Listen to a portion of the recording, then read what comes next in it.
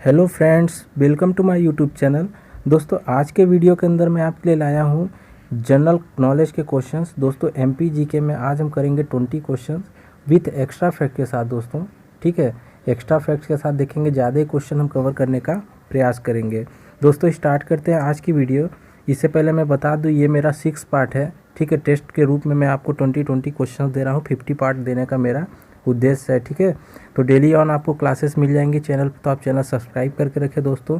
साथ ही साथ आपको जीएस की क्लासेस, इंग्लिश की, मैथ की क्लासेस हमारे यूट्यूब चैनल पर प्रोवाइड हो रही हैं, ठीक है। स्टार्ट करते हैं दोस्तों आज का क्वेश्चन नंबर फर्स्ट है दोस्तों, निम्नलिखित में मध्य प्रदेश का कौन सा पुरस्कार खेलों से संबंधित नहीं है। दोस्तों, खेलों से संबंधित नहीं है पूछा गया, इनमें से कौन सा पुरस्कार। राइट आंसर हो जाएगा दोस्तों ऑप्शन नंबर डी, शिखर अवार्ड, ठीक है। शिखर अवार्ड दोस्तों आपका खेलों से संबंधित नहीं है। दोस्तों, मैं आपको बता दूं, आप जो क्वेश्चंस मैं टेस्ट के रूप में लाना हो, इसका मेरा उद्देश्य यही कि आप इसे मॉक टेस्ट में लीजिए, और आउट ऑफ 20 आपको कितने क्वेश्चन बन रहे थे कमेंट बॉक्स में ज़रूर बताइए, ठीक है। अपना खुद का आकलन करना है। दोस्तों, इंपॉर्टेंट फैक्ट्स देखते हैं इस क्वेश्चंस के बारे में। देखिए, शिखर अवार्ड क्यों अलग है। शिखर अवार्ड जो है ये दिया जाता है एमपी के अंदर साहित्य और कला के क्षेत्र में। क्लियर है, साहित्य और कला के क्षेत्र में दिया जाने वाला अवार्ड है शिखर अवार्ड। बाकी आप 3 ऑप्शन देखिए, विक्रम अवार्ड, विश्वामित्र अवार्ड और एकलव्य अवार्ड, ये तीनों जो हैं ये खेलों में दिए जाते हैं, ठीक है। देखिए, विक्रम अवार्ड जो है, इससे एक इम्पॉर्टेंट क्वेश्चन ये बनता है, ये सर्वोच्च खेल पुरस्कार है, ये एमपी का सर्वोच्च खेल पुरस्कार है, ठीक है। ये क्वेश्चन यहाँ से बनता है विक्रम अवार्ड के बारे में। विश्वामित्र अवार्ड के बारे में भी जान लीजिए दोस्तों। देखिए, एक एक करके मैं बता देता हूँ। विक्रम अवार्ड जो है सर्वोच्च खेल पुरस्कार तो है, लेकिन इसके साथ जो है 2 लाख की राशि दी जाती है। राशि पूछा जाता है इन खेलों में, 2 लाख की राशि दी जाती है। और इसका जो शुरुआत हुआ था विक्रम अवार्ड, ये शुरुआत हुआ था 1990 में, ठीक है। और एक क्वेश्चन इससे बनता है कि ये प्रतिवर्ष कितने लोगों को दिया जाता है, तो टोटल 12 लोगों को दिया जाता है, ठीक है। ये विक्रम अवार्ड के बारे में था। इसी में विश्वामित्र अवार्ड के बारे में जान लीजिए। इसमें भी क्या है, 2 लाख रुपए की राशि तो दी जाती है। इसकी शुरुआत हुई थी 1994 में, और इसमें टोटल जो है 15 लोगों को दिया जाता है प्रतिवर्ष। क्लियर है, ये विश्वामित्र अवार्ड ये ट्रेनर्स को दिया जाता है, जो अच्छे प्रशिक्षक होते हैं ना, उनको दिया जाता है, ओके। एकलव्य अवार्ड की बात करें दोस्तों, तो ये इसकी शुरुआत हुई थी 1994 में ही, क्लियर है। लेकिन इसमें जो राशि दी जाती है वो 1 लाख रुपए की दी जाती है, ओके। और अधिकतम जो है वर्ष में एकलव्य पुरस्कार जो दिया जाता है, ये आपका 3 लोगों को दिया जाता है, ओके।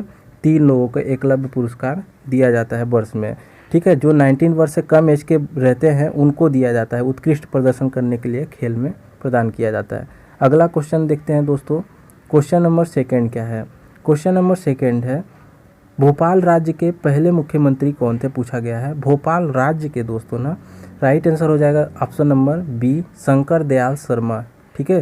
शंकर दयाल शर्मा ये भोपाल राज्य के पहले मुख्यमंत्री थे दोस्तों। 1956 के गठन से पहले, 1956 गठन से पहले मध्य प्रदेश के भोपाल जो है एक राज्य के रूप में था, ओके। पार्ट सी राज्य उस समय कहा जाता था, जहाँ क्या है कि पहले राजाओं का शासन होता था, उसे पार्ट सी राज्य कहते थे, ठीक है। उसमें अपना भोपाल आता था, एक स्वतंत्र राज्य आप कह सकते हैं। जैसे केंद्र शासित अभी होता है तो वो वहाँ मुख्य आयुक्त का शासन होता था, ठीक है, ऐसा ये राज्य था।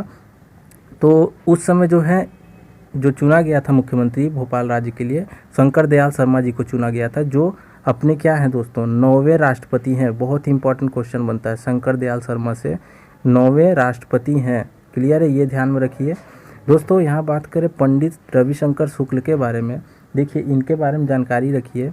पंडित रविशंकर शुक्ल अपने पहले मुख्यमंत्री हैं एमपी के, ठीक है। पहले सीएम कौन है, पंडित रविशंकर शुक्ल। अगला क्वेश्चन देखते हैं दोस्तों, क्वेश्चन नंबर 3। इसी प्रकार दोस्तों क्वेश्चन रिलेट करते हुए एक्स्ट्रा फैक्ट के साथ देखेंगे, ज़्यादा क्वेश्चन कवर करेंगे। क्वेश्चन नंबर 3 है दोस्तों, प्रदेश का राज्य वृक्ष बरगद है, राज्य पक्षी दूधराज है, तो राज्य पशु पूछा गया है कौन सा है। राइट आंसर होगा दोस्तों ऑप्शन नंबर ए, बारहसिंह। बारहसिंह ये जो है अपने मध्य प्रदेश का राज्य पशु है दोस्तों, प्रतीक चिन्ह से, ठीक है। एमपी के जो इतने भी प्रतीक चिन्ह हैं यहाँ से क्वेश्चन बनते हैं, तो एक बार मैं आपको रिवाइज करवा देता हूँ। यहाँ प्रतीक चिन्ह देख लीजिए दोस्तों, मध्य प्रदेश के जितने भी हैं, देखिए राष्ट्रीय गान यहाँ शुरू करते हैं। राष्ट्रीय गान अपना क्या है, मेरा मध्य प्रदेश। राजकीय खेल क्या है, मलखम्ब हो गया। राजकीय पशु क्या है, बारहसिंगा, अभी हमने देखा। राजकीय पक्षी क्या है, दूधराज है। राजकीय पुष्प सफ़ेद लिली है। राजकीय फल क्या है, आम है। राजकीय वृक्ष अपना क्या है, बरगद है, अभी हमने देखा था। राजकीय फसल है, सोयाबीन। राजकीय नृत्य है अपना राई, ठीक है। राजकीय नाटक क्या है, माछ है। राजकीय मछली क्या है, महाशीर है। और राजकीय नदी क्या है, नर्मदा नदी है। ओके, तो दोस्तों यहाँ से एमपी के प्रतीक चिन्ह से क्वेश्चन बनते, तो आप इसका स्क्रीनशॉट लेकर, ठीक है, इसको रट ले, एकदम आपके एग्जाम में काम आएगा। अगला क्वेश्चन देखते हैं दोस्तों। नेक्स्ट क्वेश्चन है दोस्तों, क्वेश्चन नंबर 4, कौन सा जलप्रपात नर्मदा नदी पर नहीं है? तो देखिए इनमें से अगर देखें, ऑप्शन नंबर ए भेड़ाघाट, कपिल धारा, ऑप्शन नंबर डी देखिए दुग्ध धारा, ये सभी नर्मदा नदी पर हैं। लेकिन बात करें यहाँ ऑप्शन नंबर सी की, तो भालकुंड जलप्रपात ये नर्मदा नदी पर नहीं है। ओके, तो बात आती है दोस्तों तब यह जलप्रपात किस नदी पर है? तो भालकुंड जलप्रपात जो है यह बीना नदी पर है दोस्तों। किस नदी पर है? बीना नदी पर है।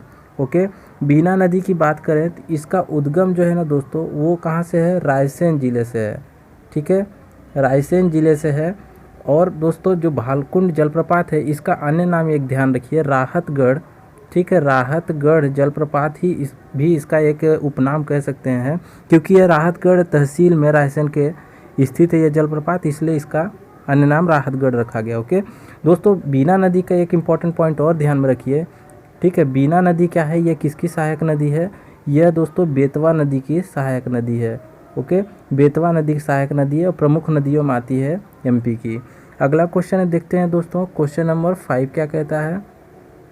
क्वेश्चन नंबर 5 है दोस्तों, मध्य प्रदेश के किस दुर्ग को भारत का जिब्राल्टर की संज्ञा दी गई है? तो राइट आंसर हो जाएगा दोस्तों ऑप्शन नंबर ए, ग्वालियर, ठीक है। ग्वालियर का जो दुर्ग है दोस्तों, ठीक है, ग्वालियर का जो किला है, ओके, ग्वालियर का किला, इसको भारत का जिब्राल्टर कहा जाता है। क्लियर है दोस्तों? बात आई है यहाँ दोस्तों ग्वालियर की, तो ग्वालियर के बारे में इम्पोर्टेंट पॉइंट ध्यान रखिए, इसका प्राचीन नाम पूछा जाता है अक्सर एग्जाम में, तो गोप राष्ट्र, ठीक है, गोप राष्ट्र इसका प्राचीन नाम है ग्वालियर का, ठीक है। इसमें मांडू को देखिए दोस्तों, तो मांडू जो है ये कहाँ, इसका प्राचीन नाम क्या है? मांडव, ठीक है, मांडू का प्राचीन नाम क्या है? इसका इंपॉर्टेंट पॉइंट देख लीजिए, मांडव है, और ये धार जिले में स्थित है, ठीक है, ये धार जिले में है। बात करें दोस्तों मंदसौर से, तो एक इम्पॉर्टेंट क्वेश्चन ध्यान में आता है कि अफीम का, एकमात्र अफीम का उत्पादन करने वाला ये जो जिला मंदसौर है, ठीक है, अफीम का उत्पादन होता है। चंदेरी का याद आता है दोस्तों, चंदेरी से, चंदेरी का युद्ध कब लड़ा गया था? 1528 में लड़ा गया था। क्योंकि हम जीके पढ़ रहे हैं दोस्तों, तो ऐसा रिलेट करते हुए हमें पढ़ना पड़ेगा, तब हम ज़्यादा क्वेश्चंस कवर कर पाएंगे। तो 1528 में दोस्तों हुआ था चंदेरी का युद्ध, लड़ा गया था मुगलों और राजपूतों के बीच, ठीक है। तो मुगल कौन था? बाबर ने लड़ा था इस युद्ध को 1528 में। अगला क्वेश्चन देखते हैं, क्वेश्चन नंबर 6 है दोस्तों। क्वेश्चन नंबर 6 दिया, मध्य प्रदेश विधानसभा में प्रथम नेता प्रतिपक्ष कौन थे? प्रथम नेता प्रतिपक्ष पूछा गया है। राइट आंसर हो जाएगा दोस्तों विश्वनाथ तामसकर, ये प्रथम नेता प्रतिपक्ष थे मध्य प्रदेश विधानसभा में। क्लियर है? अगला क्वेश्चन देखते हैं, क्वेश्चन नंबर 7 है, प्रभाष जोशी अवार्ड मध्य प्रदेश में किस खेल में दिया जाता है? दोस्तों प्रभाष जोशी अवार्ड पूछा गया है, किस खेल में दिया जाता है? तो पहले एक क्वेश्चन यही बन जाता है कि प्रभाष जोशी अवार्ड किस विधा में दिया जाता है? तो ये खेल में दिया जाता है। ओके, इससे पहले अभी हमने फर्स्ट क्वेश्चन डिस्कस किया था, विश्वामित्र अवार्ड हो गया, विश्वामित्र हो गया आपका, ठीक है। इसके अलावा एकलव्य हो गया, एकलव्य के अलावा आपका दोस्तों विक्रम अवार्ड, ठीक है, विक्रम, एकलव्य के अलावा विक्रम अवार्ड हो गया। तो ये सभी अवार्ड जो है खेल के उसमें दिए जाते हैं, ठीक है। बात हुई है यहाँ प्रभाष जोशी अवार्ड की, तो खेल में दिया जाता है, लेकिन किस खेल में दिया जाता है? तो राइट आंसर हो जाएगा ऑप्शन नंबर ए, मलखम्ब, ठीक है, मलखम्ब खेल में दिया जाने वाला अवार्ड प्रभाष जोशी अवार्ड है। जो मलखम्ब में अच्छा उत्कृष्ट प्रदर्शन करता है उसे प्रभाष जोशी अवार्ड दिया जाता है। दोस्तों प्रभाष जोशी अवार्ड के बारे में बात करें तो इसकी जो शुरुआत हुई है वो 2013 में हुई है, ठीक है। और इसमें राशि की बात करें तो कितनी राशि दी जाती है? 2 लाख रुपए की राशि दी जाती है विजेता को। ओके, इसके अलावा दोस्तों प्रतिवर्ष, यदि प्रतिवर्ष बात करें प्रतिवर्ष की, तो केवल एक व्यक्ति को यह प्रदान किया जाता है। ओके, और पहला अवार्ड यदि पूछ ले 2013 में किसको गया था, तो अजय, नाम ध्यान में रखिएगा, अजय वक्तारिया, ठीक है, वक्तारिया इनका नाम था, पहले जो पाए थे इन्होंने, प्रथम अवार्ड पाया था Prabhash Joshi award. Okay, next question देखते हैं दोस्तों, क्वेश्चन नंबर 8। क्वेश्चन नंबर 8 है, राष्ट्रीय न्यायिक अकादमी स्थित है। दोस्तों राष्ट्रीय अकादमी, न्यायिक अकादमी स्थित है, आपका राइट आंसर हो जाएगा इनमें से ऑप्शन नंबर डी, इनमें से कोई नहीं। इनमें से कोई नहीं इसलिए होगा दोस्तों क्योंकि राष्ट्रीय न्यायिक अकादमी स्थित है भोपाल में। क्लियर है, कहाँ स्थित है? ये भोपाल में स्थित है, जो मध्य प्रदेश की राजधानी है भोपाल। ओके, अगला क्वेश्चन देखते हैं, क्वेश्चन नंबर 9 क्या कहता है। क्वेश्चन नंबर 9 है दोस्तों, मध्य प्रदेश में पंचायत राज व्यवस्था का कौन सा ढांचा अपनाया गया है? तो एमपी के अंदर जो पंचायती राज व्यवस्था है ना, वो अपनाया गया ऑप्शन नंबर सी, त्रिस्तरीय। ठीक है, 3 स्तरीय पंचायती राज व्यवस्था को, उसके स्ट्रक्चर्स को लिया गया है एमपी के अंदर। ओके, अगला क्वेश्चन देखते हैं, क्वेश्चन नंबर 10 है दोस्तों, इनमें से कौन सा मध्य प्रदेश से संबंधित नहीं है? तो ऑप्शन देखते हैं दोस्तों। ठीक है, देखिए बालकृष्ण शर्मा यहाँ दिख रहा है आपको, बालकृष्ण शर्मा, माखनलाल चतुर्वेदी, बाल कवि बैरागी, सुमित्रा नंदन, पर 4 ऑप्शन है। तो संबंधित नहीं है, तो किस प्रकार से संबंधित नहीं है दोस्तों? तो अक्सर जब ऐसा क्वेश्चन पूछे तो वो उनके जन्म से पूछ रहा है। ठीक है, क्लियर रखिएगा, जन्म स्थान से पूछ रहा है, क्योंकि मध्य प्रदेश संबंधित ना, तो समझिएगा बालकृष्ण शर्मा, इनका जन्म कहाँ हुआ है? ये मध्य प्रदेश में। मध्य प्रदेश में कहाँ दोस्तों बालकृष्ण शर्मा? तो शाजापुर। ठीक है, एमपी के शाजापुर में इनका जन्म स्थली है। ठीक है, इनका जन्म शाजापुर में है एमपी के। माखनलाल चतुर्वेदी की बात करें तो इनका जन्म होशंगाबाद में हुआ। ठीक है, होशंगाबाद, जन्मस्थली इनकी होशंगाबाद है। बात करें बाल कवि बैरागी की, तो इनका जन्म क्या है दोस्तों? इनका जन्म हुआ था आपका मंदसौर में, मंदसौर में हुआ था। पर लेकिन ऑप्शन नंबर डी की बात करें दोस्तों, तो सुमित्रा नंदन पंत जी का जन्म हुआ था अल्मोड़ा यूपी में। ठीक है, अल्मोड़ा यूपी में इनका जन्म हुआ था सुमित्रा नंदन पंत का। तो इसलिए राइट आंसर क्या होगा? ऑप्शन नंबर डी, क्योंकि ये यूपी में इनका जन्म हुआ था, बाकी 3 का एमपी में, इसलिए कौन सा अलग है? ऑप्शन नंबर डी, सुमित्रा नंदन पंत। क्लियर है दोस्तों? अगला क्वेश्चन देखते हैं, क्वेश्चन नंबर 11 क्या है। क्वेश्चन नंबर 11 है, मध्य प्रदेश उत्सव प्रति वर्ष नई दिल्ली में आयोजित किया जाता है, इसका आयोजन किस वर्ष से शुरू किया गया? तो दोस्तों मध्य प्रदेश उत्सव जो है ये कहाँ मनाया जाता है? पहला क्वेश्चन बना, नई दिल्ली में मनाया जाता है। क्लियर है, और इस आयोजन का शुरुआत हुआ है, ऑप्शन नंबर बी राइट हो जाएगा, 1981, 1981 से शुरुआत हुआ है। और दोस्तों बात करें इस उत्सव के बारे में, तो ये 1 हफ्ता 1 वीक चलने वाला ये उत्सव है। ठीक है, नई दिल्ली में, जिसमें झांकियाँ वगैरह प्रस्तुत की जाती है मध्य प्रदेश की विरासत से संबंधित। ठीक है, सांस्कृतिक विरासत से संबंधित झांकियाँ वगैरह प्रस्तुत की जाती हैं, और नाटक नृत्य वगैरह किए जाते हैं। तो ये सब कार्यक्रम ये इस उत्सव में होता है। ठीक है, ये नई दिल्ली में मनाया जाता है मध्य प्रदेश उत्सव। ओके दोस्तों, अगला क्वेश्चन देखते हैं, क्वेश्चन नंबर 12 क्या कहता है। क्वेश्चन नंबर 12 है, मध्य प्रदेश का पहला शिल्पग्राम स्थित है। पहला शिल्पग्राम दोस्तों राइट आंसर हो जाएगा ऑप्शन नंबर ए, छतरपुर में। छतरपुर में स्थित है पहला शिल्पग्राम एमपी का। ठीक है, तो इम्पोर्टेंट क्वेश्चन कह सकते हैं, अक्सर एग्जाम में ये आ जाता है, पहला शिल्पग्राम कहाँ स्थित है एमपी का? छतरपुर में। दोस्तों बात करें इसमें रायसेन में आपका स्थित है भीमबेटका की गुफा। ठीक है, ये तो आपको मालूम होगा दोस्तों, भीमबेटका ये बहुत ही है इम्पॉर्टेंट है, क्योंकि ये यूनेस्को के विश्व धरोहर में भी शामिल है भीमबेटका गुफा। तो किस लिए प्रसिद्ध है भीमबेटका? ये अपने गुफाओं के लिए प्रसिद्ध है। ठीक है, पाषाण युग में जितने भी आपके गुफा टाइप के बने स्ट्रक्चर्स बने, इसलिए ये भीमबेटका प्रसिद्ध है। ठीक है, कहाँ स्थित है? रायसेन जिले में स्थित है। अगला क्वेश्चन देखते हैं, क्वेश्चन नंबर 13 क्या है। नेक्स्ट क्वेश्चन है दोस्तों, क्वेश्चन नंबर 13, मध्य प्रदेश में नर्मदा नदी की कितनी लंबाई है? टोटल लेंथ पूछी गई है। राइट आंसर हो जाएगा दोस्तों option number C, 1077 kilometre length है नर्मदा नदी की एमपी के अंदर दोस्तों। ठीक है, क्वेश्चंस बनते हैं नर्मदा नदी से दोस्तों, काफ़ी इंपॉर्टेंट क्वेश्चन। पहला क्वेश्चन तो ये ध्यान में रखिए, मध्य प्रदेश की जीवन रेखा किस नदी को कहा जाता है? तो मध्य प्रदेश की जीवन रेखा कहलाती है नर्मदा नदी। क्लियर है दोस्तों, मध्य प्रदेश की ही नहीं, केवल यह गुजरात की भी कहलाती है जीवन रेखा।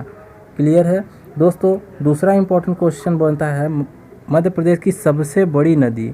ठीक है, सबसे बड़ी नदी कौन सी है? तो नर्मदा नदी ही है। ठीक है, ये ध्यान में रखिए। तीसरा क्वेश्चन बनता है टोटल कितनी सहायक नदी है नर्मदा नदी की, तो टोटल 41 सहायक नदी है, जिसमें से सबसे लंबी बात कर लिया जाए, सबसे लंबी सहायक नदी कौन सी है, तो तवा नदी है। ठीक है, ये क्वेश्चंस यहाँ से बन जाते हैं। और दोस्तों इसका पुराना नाम अक्सर पूछा जाता है, तो इसका पुराना नाम है रेवा नदी। ठीक है, इसका पुराना नाम या दूसरा नाम रेवा नदी, इसी के नाम पर जो है रीवा जिला का नाम पड़ा है। ठीक है, अगला क्वेश्चन देखते हैं। क्वेश्चन नंबर 14 है दोस्तों, राजा भोज का संबंध किस वंश से है।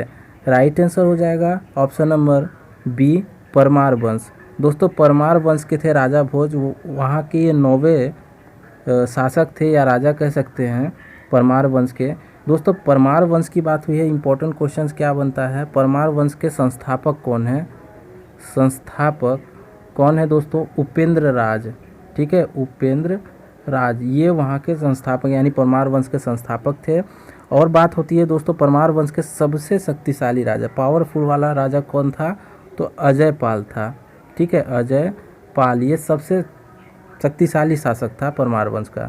दोस्तों होलकर वंश यहाँ लिखा हुआ है, तो इसका संस्थापक कौन था, अगर क्वेश्चन बन जाए तो आपको ध्यान में रखना है मल्हार राव होलकर, ये होलकर वंश के संस्थापक थे। अगला क्वेश्चन देखते हैं। क्वेश्चन नंबर 15 है दोस्तों, मध्य प्रदेश के किस नगर को मध्य भारत की मुंबई की संज्ञा प्रदान की जाती है। राइट आंसर हो जाएगा दोस्तों ऑप्शन नंबर डी, इंदौर। ठीक है, इंदौर को मुंबई की संज्ञा दी गई है मध्य भारत की। क्लियर है दोस्तों। अपने मध्य प्रदेश की यदि मैं आपसे राजधानी पूछूं तो आप फट से जवाब दे सकते हैं भोपाल अपने एमपी की राजधानी है, लेकिन इंदौर जो है, इंदौर के बारे में ध्यान रखिए, यह अपनी आर्थिक राजधानी है। ठीक है, आर्थिक राजधानी क्या है दोस्तों, राजधानी अपनी क्या है, इंदौर है। ठीक है, अपनी जो आधिकारिक राजधानी वो भोपाल ही है, लेकिन आर्थिक राजधानी के रूप में इंदौर को जाना जाता है। क्लियर है दोस्तों। एमपी का हाई कोर्ट कहाँ स्थित है, एमपीएचसी कहाँ स्थित है, एक क्वेश्चन याद आ रहा है, तो मध्य प्रदेश का हाई कोर्ट स्थित है जबलपुर में। ठीक है, तो जबलपुर से क्वेश्चन ध्यान में रखिए। अगला क्वेश्चन है क्वेश्चन नंबर 16, चंदेरी का युद्ध 1528 में मोदिनी राय को हराया था। चंदेरी के युद्ध में मोदिनी राय को किसने हराया था। देखिए मैंने अभी कुछ देर पहले कुछ क्वेश्चन में आपको चंदेरी के युद्ध बताया था, तो चंदेरी का युद्ध कब लड़ा गया, 1528 में लड़ा गया। किसने लड़ा इसको दोस्तों, right answer option number C हो जाएगा। ठीक है, यदि आप प्रीवियस क्वेश्चन बढ़िया सुने होंगे तो आपसे क्वेश्चन बन रहा होगा। बाबर ने लड़ा था चंदेरी का युद्ध 1528 में और मोदिनी राय को हराया था। दोस्तों हुआ क्या था चंदेरी का युद्ध में, इससे पहले क्या हुआ था, 1527 में बाबर ने लड़ा था खानवा का युद्ध। ठीक है, खानवा का युद्ध लड़ा बाबर ने और किया क्या कि राजपूतों के खिलाफ लड़ाई किया, तो आधे राजपूतों की इसने निपटा दिया था। ठीक है, ख़त्म कर दिया था। अब इसका उद्देश्य ये था कि हम चंदेरी का युद्ध लड़ते हैं किसमें, 1528 में, और बाकी बचे कुछ जितने भी अपने वो राजपूत शासक थे उनको समाप्त करने का इसका उद्देश्य था। तो इसने 1528 में फिर चंदेरी का युद्ध लड़ा था। ठीक है, तो इसमें भी बाबर को जीत ही मिली थी। ठीक है, अगला क्वेश्चन देखते हैं दोस्तों। क्वेश्चन नंबर 17 है, मध्य प्रदेश में बालाघाट का मलाज खंड क्षेत्र किस खनिज का उत्पादन करता है। राइट आंसर हो जाएगा दोस्तों ऑप्शन नंबर सी, मैग्नीज। ठीक है, मैग्नीज का उत्पादन करता है मलाज खंड क्षेत्र दोस्तों। ठीक है, और उत्पादन बहुत ही भारी मात्रा में होता है मैग्नीज का मलाज खंड क्षेत्र से, इसलिए मध्य प्रदेश का, यदि मध्य प्रदेश का बात करें तो खनिजों में मैग्नीज के उत्पादन में प्रथम स्थान है।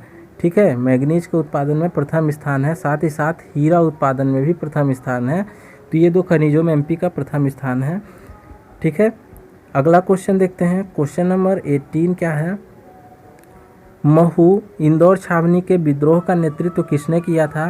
राइट आंसर हो जाएगा दोस्तों ऑप्शन नंबर ए, शहादत खान ने किया था। ठीक है, शहादत खान ने महू छावनी के विद्रोह का नेतृत्व किया था।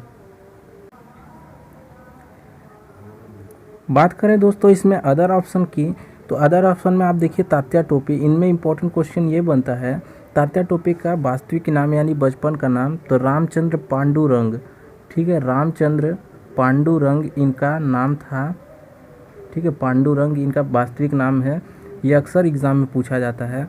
और तात्या टोपे से एक इम्पॉर्टेंट पॉइंट ये ध्यान में रखिए, इनको फांसी कब दी गई, तो आपका 18 अप्रैल, ठीक है, 18 अप्रैल 1859 को इनको फांसी दी गई, ठीक है। ये क्वेश्चन यहाँ से बन जाएगा आपका। दोस्तों मल्हार राव होलकर जो ऑप्शन नंबर डी है, अभी हमने बताया कि ये होलकर वंश के संस्थापक हैं। अगला क्वेश्चन देखते हैं, क्वेश्चन नंबर 19 है दोस्तों, विश्वामित्र पुरस्कार मध्य प्रदेश के किस क्षेत्र में दिया जाता है। राइट आंसर हो जाएगा दोस्तों ऑप्शन नंबर बी, खेल में अच्छे प्रशिक्षण के लिए दिया जाता है। दोस्तों पहले क्वेश्चन में हमने डिस्कस किया था विश्वामित्र पुरस्कार के बारे में, देखिए क्वेश्चन बना है, इसी प्रकार के क्वेश्चन बनते हैं। विश्वामित्र जैसे अवार्ड पूछा गया किस क्षेत्र में, तो ये खेल क्षेत्र में तो दिया ही जाता है, लेकिन किस लिए, अच्छे प्रशिक्षण के लिए दिया जाता है। मतलब अच्छा ट्रेनर यदि आप हैं तो उसके लिए आपको विश्वामित्र अवार्ड दिया जाता है। कुछ इंपॉर्टेंट पॉइंट मैं आपको बता दूं दोस्तों, विश्वामित्र अवार्ड से इसकी शुरुआत हुई 1994 में, ठीक है, 1994 में इसकी शुरुआत हुई और इसमें जो राशि दी जाती है वो 2 लाख रुपए की राशि दी जाती है, क्लियर है। और दोस्तों टोटल 1 वर्ष की यदि बात करें तो 15, ठीक है, 15 लोगों को 1 वर्ष में दिया जाने वाला ये अवार्ड है, 15 लोगों को दिया जाता है 1 वर्ष में, क्लियर है। तो ये कुछ क्वेश्चन बनते हैं विश्वामित्र अवार्ड से। अगला क्वेश्चन है क्वेश्चन नंबर 20 दोस्तों, और लास्ट क्वेश्चन है आज का। 1939 में कांग्रेस का अधिवेशन हुआ था, ठीक है, 1939 में कांग्रेस का अधिवेशन कहाँ हुआ था पूछा गया है। राइट आंसर हो जाएगा दोस्तों option number C, Tripuri Jabalpur में हुआ था। दोस्तों कांग्रेस का अधिवेशन पूछा गया ना, मान लीजिए एग्ज़ाम में यहाँ से 1 से 2 क्वेश्चन निश्चित तौर पर मैं हर एग्ज़ाम में देखा हूँ, क्योंकि ये ऐसा अधिवेशन था, इसके अध्यक्ष पूछ लिए जाते हैं या कहाँ हुआ था। देखिए जैसे इंपॉर्टेंट यदि पॉइंट की बात करें कांग्रेस अधिवेशन का, तो 1939 में हुआ था त्रिपुरी जबलपुर में। अगर इसमें क्वेश्चन बना था और तो बन जाएगा त्रिपुरी, जब जबलपुर में कांग्रेस का अधिवेशन 1939 में हुआ तो उस समय के अध्यक्ष कौन थे, तो अध्यक्ष के पद पर थे दोस्तों सुभाष चंद्र बोस, ठीक है, सुभाष चंद्र बोस थे 1939 में अध्यक्ष कांग्रेस अधिवेशन के, ठीक है। तो एक पॉइंट यहाँ से ये क्वेश्चन ध्यान में रखिए दोस्तों। और क्वेश्चन यहाँ से ये बनता है कांग्रेस का अधिवेशन 1885 में कांग्रेस की स्थापना जो हुई, ठीक है, ए.ओ. ह्यूम इसके संस्थापक हैं। कौन, ए.ओ. ह्यूम कांग्रेस के संस्थापक हैं, ठीक है। 1885 में पहला जब अधिवेशन हुआ कांग्रेस का, कहाँ हुआ, क्वेश्चन बने तो बॉम्बे में हुआ, ठीक है, बॉम्बे में हुआ।